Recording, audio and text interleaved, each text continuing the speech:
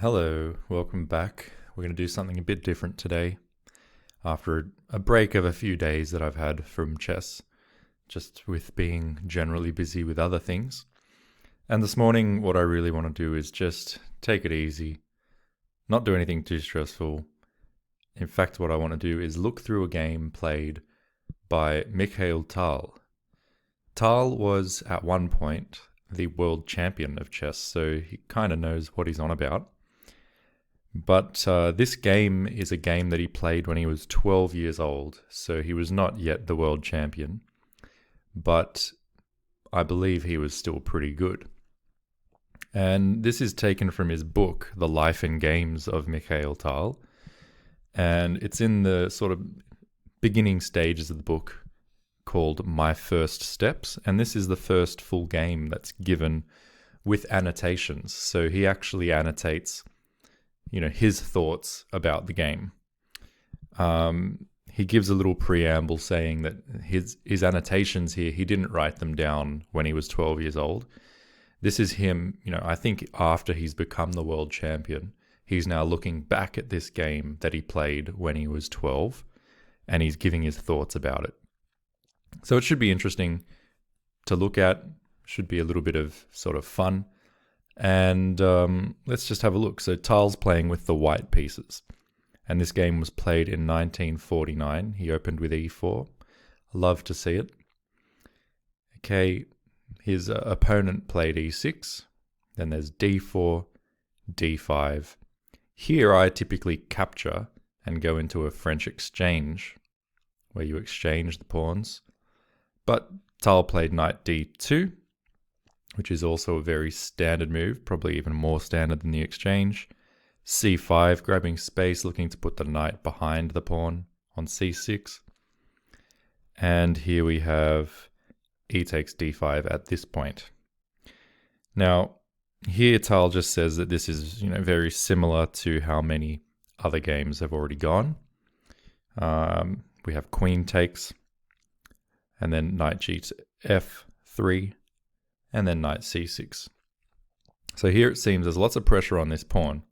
1, 2, 3 attackers on the pawn, only really one defender on the pawn at the minute. So if I'm looking at this position, I'm thinking there's bishop c4 to hit the queen. The queen can't take the pawn, because then you're giving up the queen, of course. Can't take the bishop either. So that's at least going to make the queen move. One problem is is there a check here? No, there's not, because that square is covered by the knight. There's also no check here, because we're covering that square. So once the queen moves, maybe then we can take on c5. Maybe we could take on c5 immediately. So those are both apparently options. c4 might be an option as well, all revolving around either capturing this pawn or attacking the queen. I think if we were to play something like c3 and defend the pawn, well, then he can still take.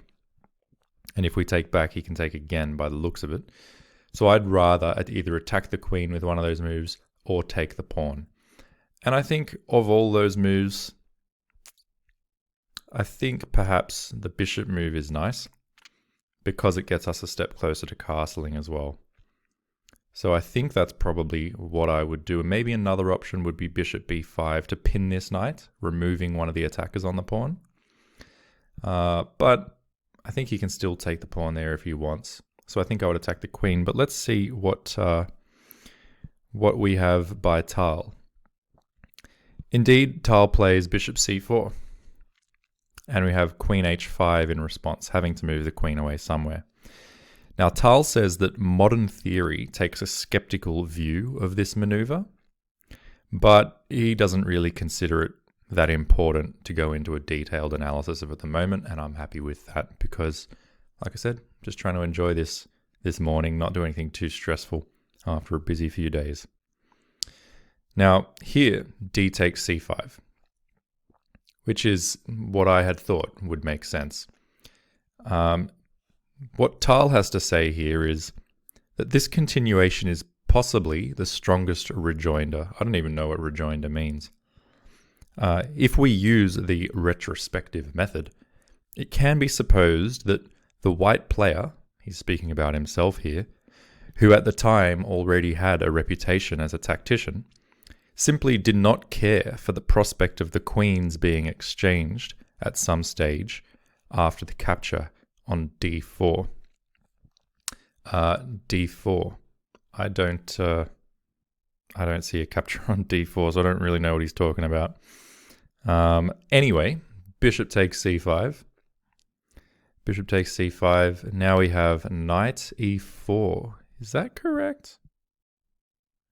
Knight e4. Knight e4. Yep. Okay, that makes a lot of sense. Opening up the bishop, attacking the other bishop.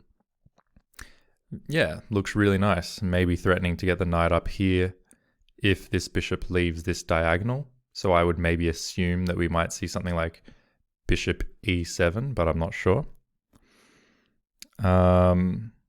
Instead, what we see after knight e4, we see knight g to e7. Okay, I guess it doesn't lose the bishop. The bishop is guarded by the queen, but I would think here that we would probably take that bishop off the board. Let's see.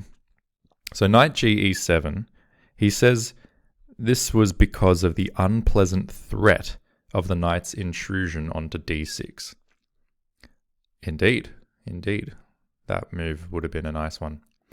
And I suppose it would have been a nice one regardless. It still could be played though. Am I wrong in saying it could still be played? I mean, I'm just going to make a variation. If check and he takes, but we still win the bishop. He's going to castle here, and maybe our queen is a little bit misplaced. I'm not too sure.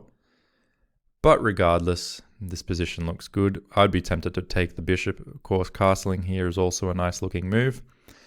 Anything else that I would consider in this position? Probably nothing else immediately coming to mind here. I think I'd probably take the bishop, to be perfectly honest with you. So, what we have instead is bishop g5. That is a nice move, I suppose, because it recognizes that in this position, the previous position, the only thing defending this bishop is in fact the queen. So by putting a bishop here, where it's defended by this knight, we've now interrupted the queen's defense of the bishop. This bishop is now under attack, which means you can't castle. Should you castle, you lose a bishop, and that's going to be game, set, and match. So you have to do something. A move like this might be weakening, I suppose, around the king. Even though you kind of have to do something about the bishop. Even once you bring the bishop back, you can't put the pawn back. So maybe you're inducing a weakness here potentially. But okay, nice move. Let's see what Tal says about it. Tal says, I like this move even now.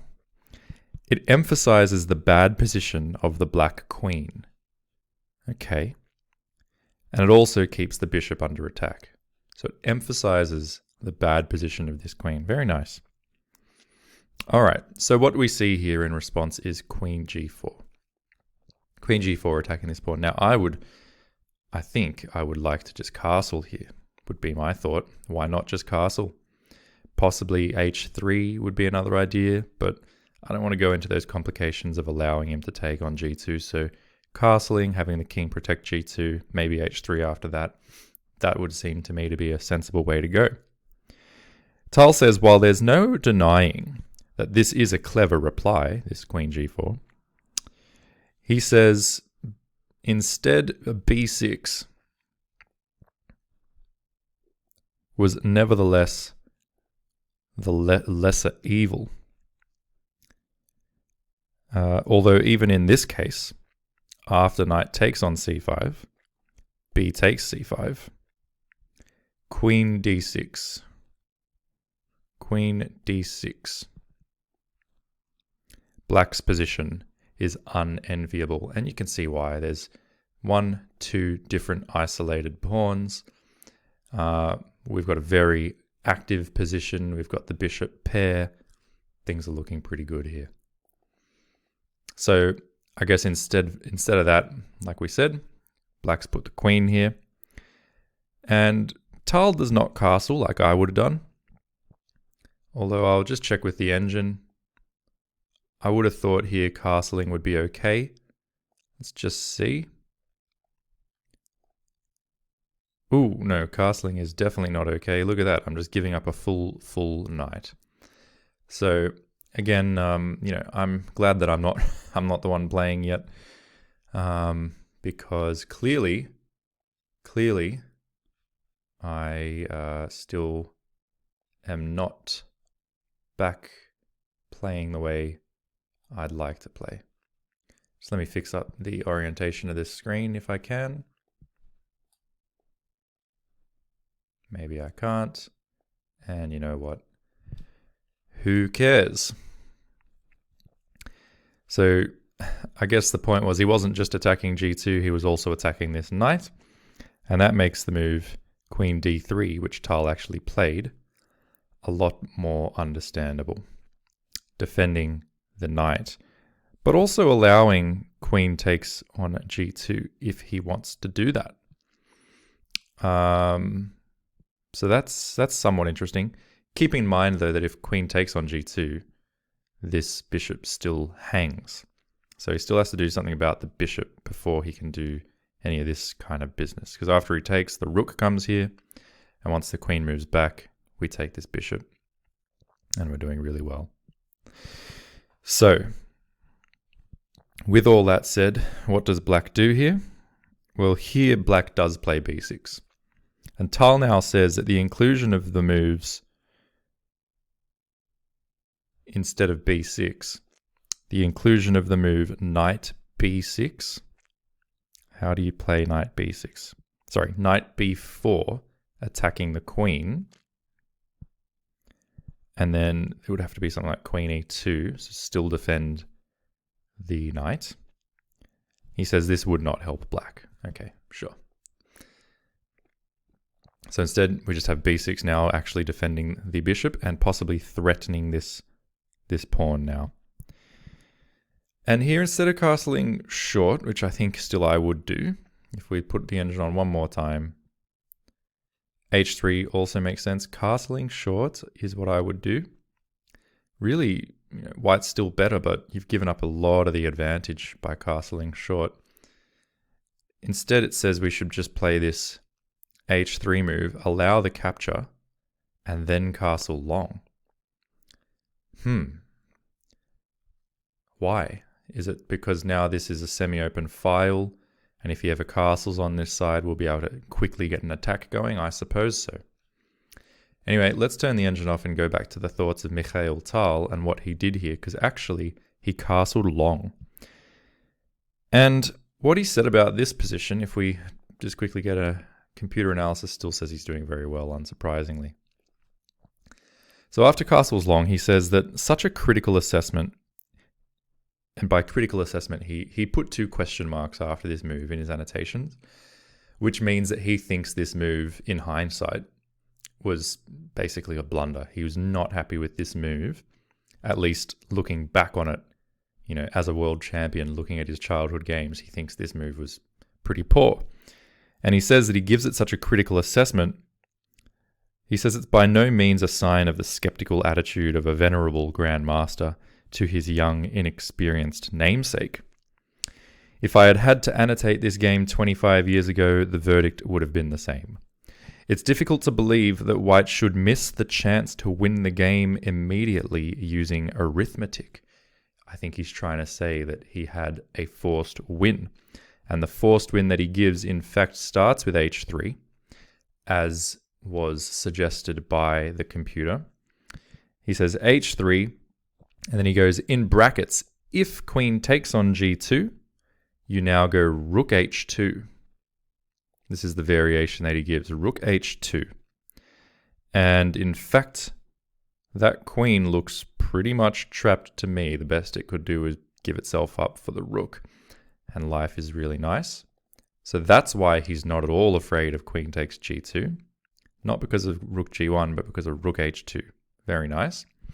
The other variation he gives after h3, he says if instead the queen retreats to f5, well, then there's g4, attacking the queen again. And that queen's looking very, very claustrophobic. After g4, if we go queen g6, which is the only safe square, we can then play knight h4. And again, that queen seems to be a goner. There is knight e5 given as a counterattack against our queen. But in response to that, let's see if we can come up with something. There is a check by this bishop if we want it, perhaps, to start with. But he just gives the move, bishop b5 check to start with.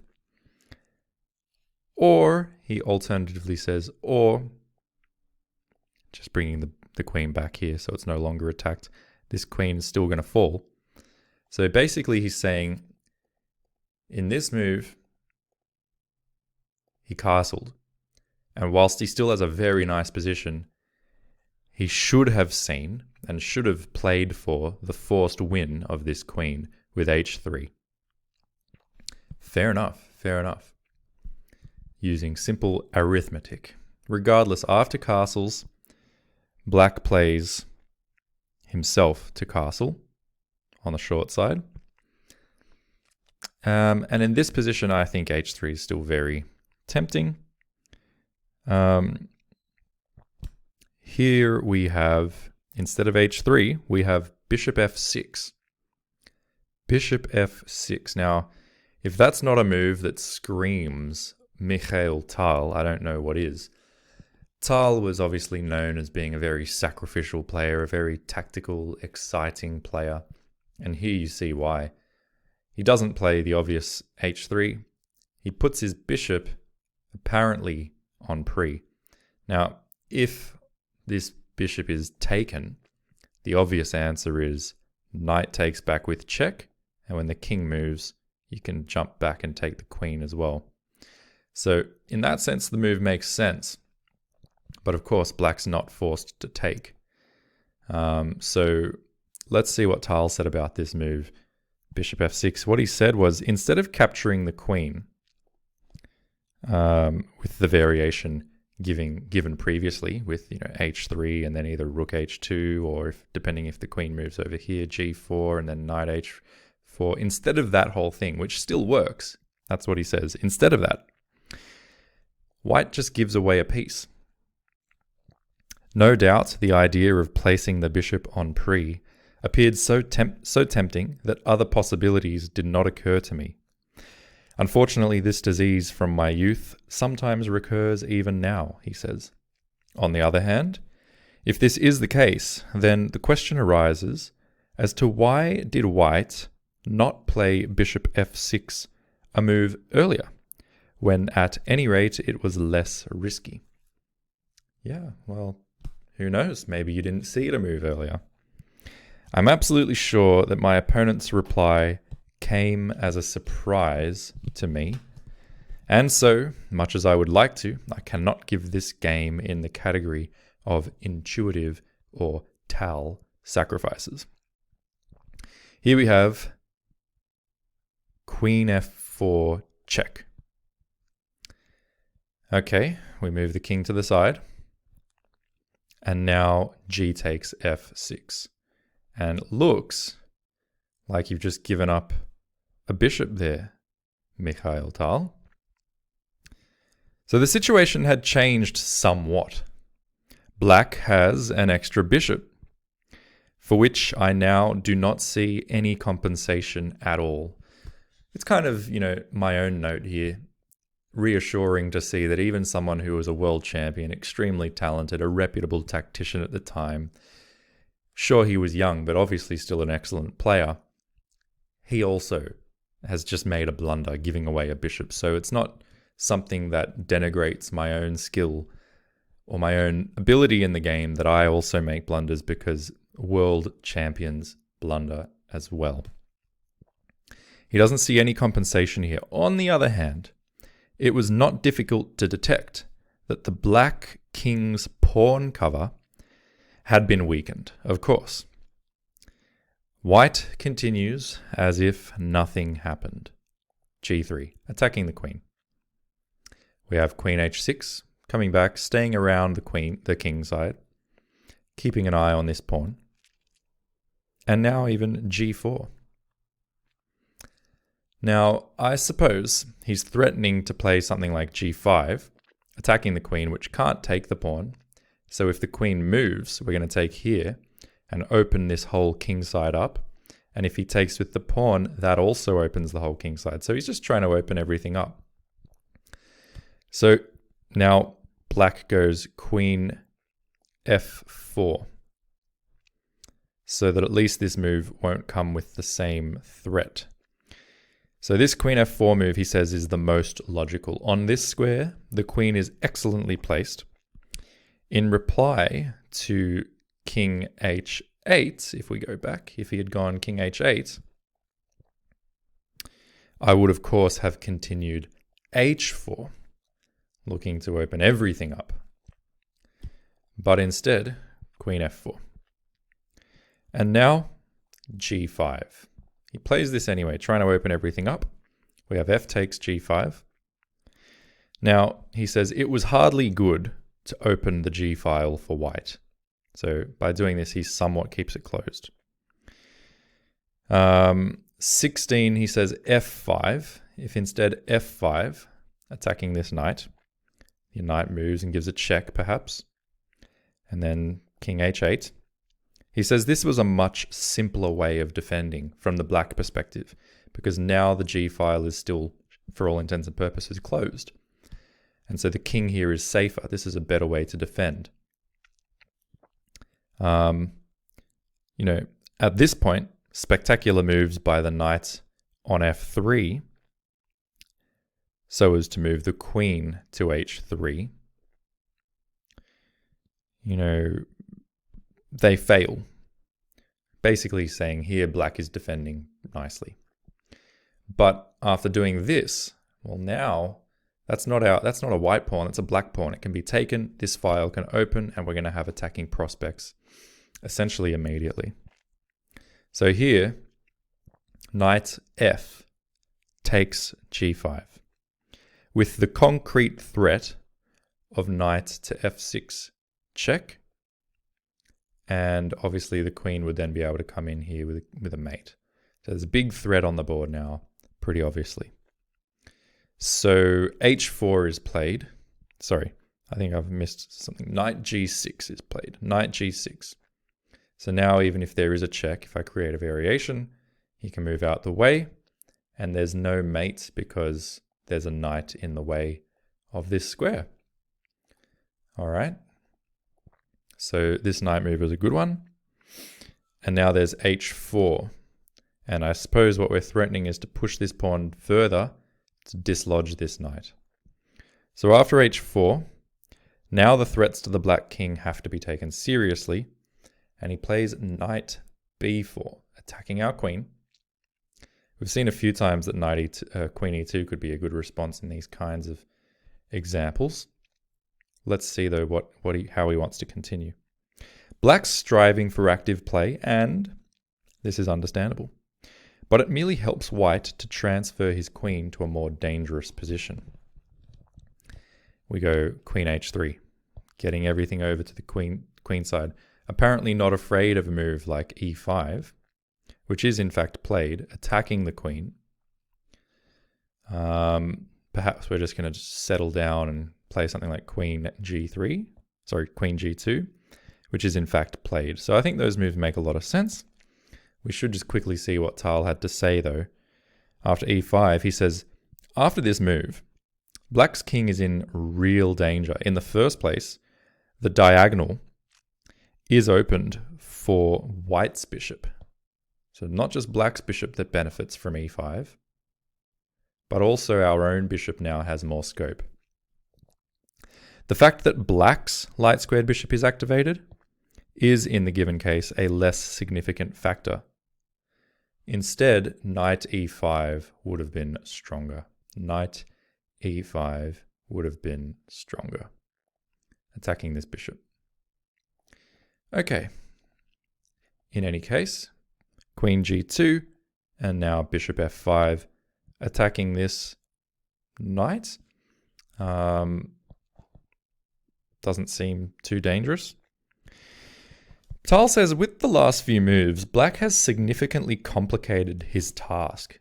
Underestimating the enemy's threats was a sin of Zilba's. The guy's name was Zilba. It was one of his sins even in youth. It appears that now was the last chance for Black to move his king away. After 20 King h8,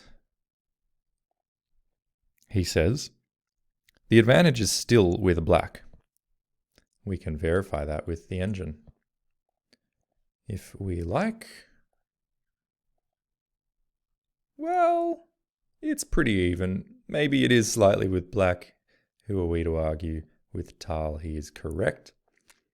Let's stop that analysis and go back. But instead, and in that case, in the case that he had just moved the king away, he says, White evidently does best to continue with this check. And he gives a following spectacular line, which fails. So he had another idea here, which would be h5, but he says this fails. Let's have a look at it. After h5, we're attacking the knight. Knight h4, which attacks the queen. Then he has this idea of a rook takes h4, queen takes h4, and then rook d8. Wow. Rook d8.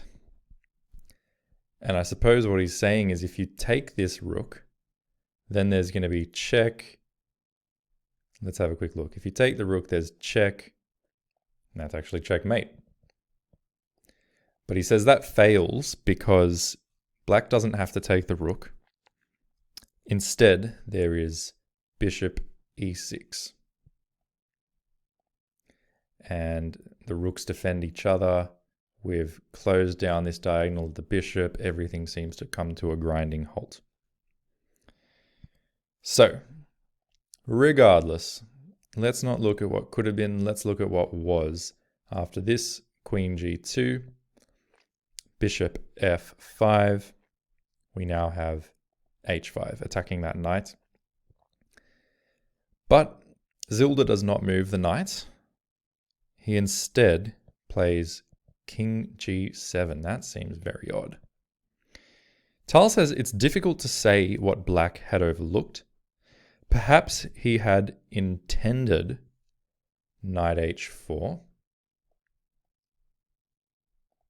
Perhaps he had intended this and noticed at the last moment that it was refuted simply by rook takes h4, queen takes h4, and knight f3 check.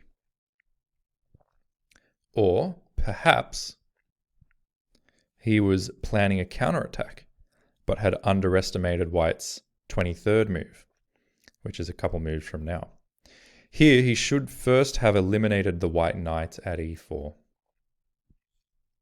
Although in this case, White has an undisputed initiative, after the possible bishop takes here, attacking our queen.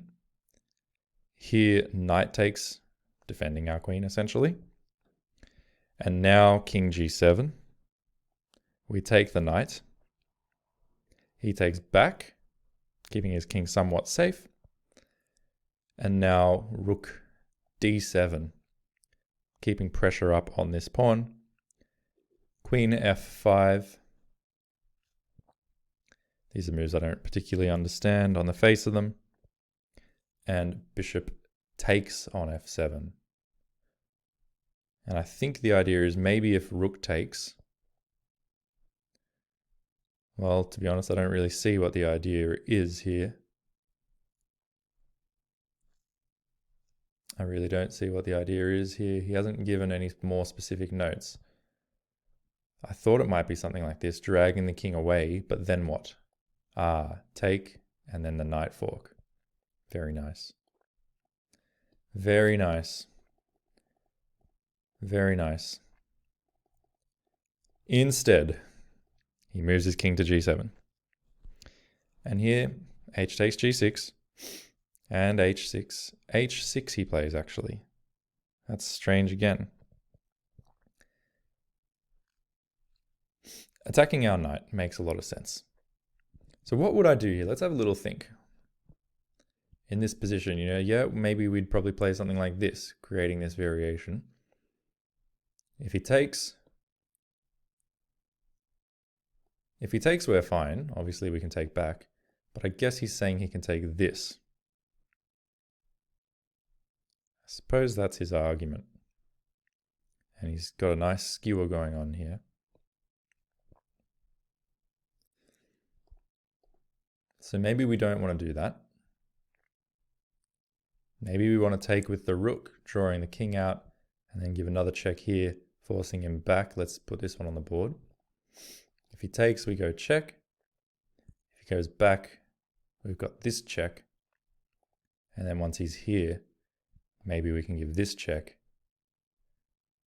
And once he takes back, maybe then we go like this, check. He comes here. We do this check. And, I don't know. To me, that would seem like a sensible-ish idea, is in fact sacrificing that rook there. But let's see what he does here. He goes actually bishop takes f7. Bishop takes f7. He says, I was no doubt very pleased with myself at this moment. Clearly, both knights are immune. Yeah, well, I suppose, if this knight is captured, then we do get this kind of idea, which in this case is an immediate checkmate. On the other hand, if he were to take this knight, why is that immune? Ooh, maybe because of this check, forking the queen. Okay, so a little bit of simple thinking would bring this about, a little bit of simple arithmetic, as he may call it. So he's not worried about his knights, he simply takes the pawn. The main threat is rook takes h6. So here we have rook takes on f7. Now he gives a few other variations, so let's have a little look first. In reply to queen g4, looking to trade queens,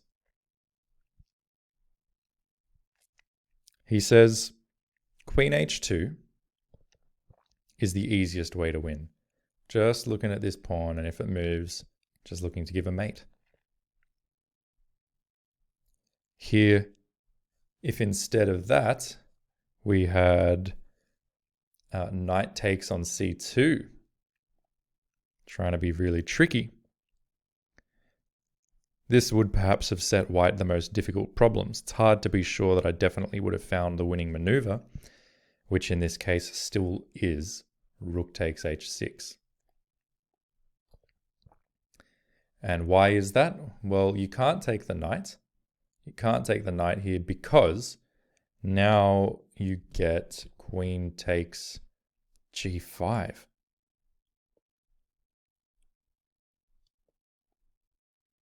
You can't take here. You can take this, but then I suppose there's this check. Once you move the king, take the queen, and that's a better option for black than what was earlier put. So we don't want to take that knight. Sorry, we don't want to take this knight. We instead want to come up here with the immediate threats. And after rook takes h6, there is knight a3 check, which is another excellent move. After knight a3, we've basically got to take the knight. And then there's bishop takes on e4 check. Knight takes e4. Queen takes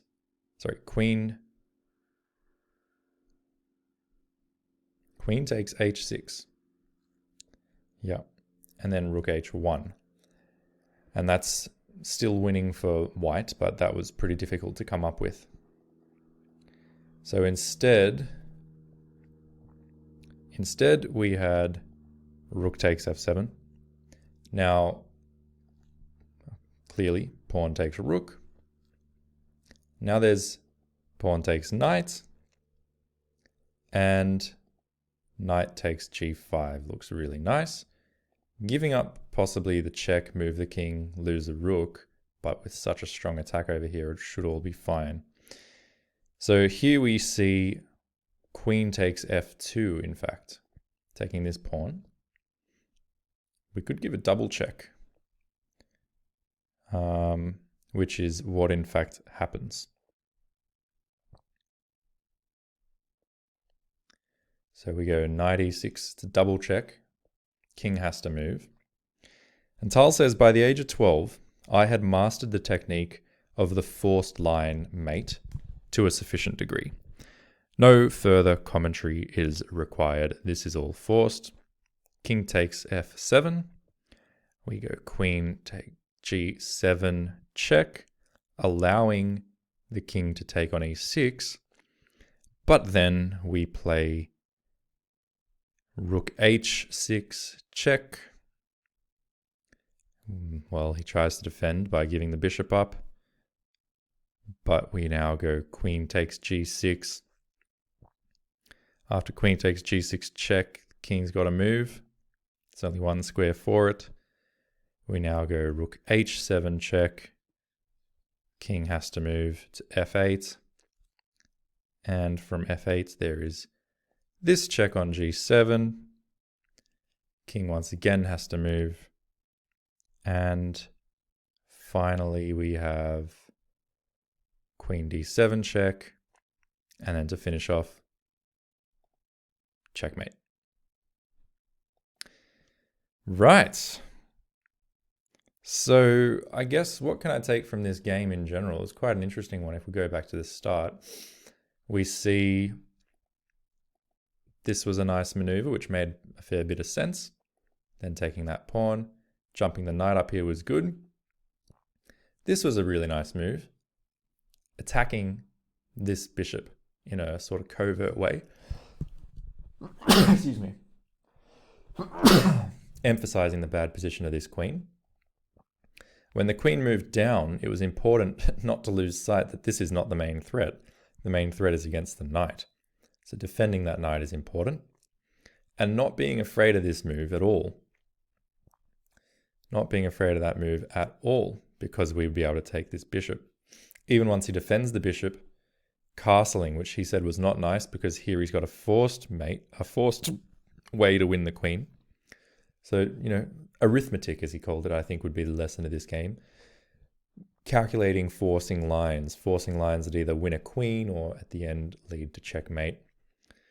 But after castles, this move was an interesting one for sure. But it seems like it wasn't the best move. It gave black the ability to complicate the game again. But then, even after he had blundered, which is what he did do, he came back from the blunder by just playing to the strengths of the position, trying to open up the king side where black may be vulnerable, which ended up working. And black defended somewhat nicely. Defend your own queen, put it into a more attacking position, understanding that although this opens his bishop, what's more important in this particular position is that it also opens our bishop towards his king. So we just move our queen and play on. And now things start falling apart. Here, again, simple arithmetic, understanding that neither of these knights can really be captured because of various ideas. Like if this one, what did we say? If this one we had a checkmate, and if this one we had an ability to win a queen. So very nice. Take. And then here there was the forced checkmate after not too long. So yeah, nice game. The importance of concrete calculations in forcing lines. The importance of not forgetting that you can disrupt the communication between pieces in order to create an undefended piece. Not forgetting to defend all your own pieces. And there you go. That was game 1 from the life and games of Mikhail Tal. We'll continue going through this game and see if we can learn more from the genius that was Mikhail Tal as his career progresses towards the time where he actually became world champion. In any case, thank you for watching. It's been a pleasure, and I'll catch you again soon. Cheers.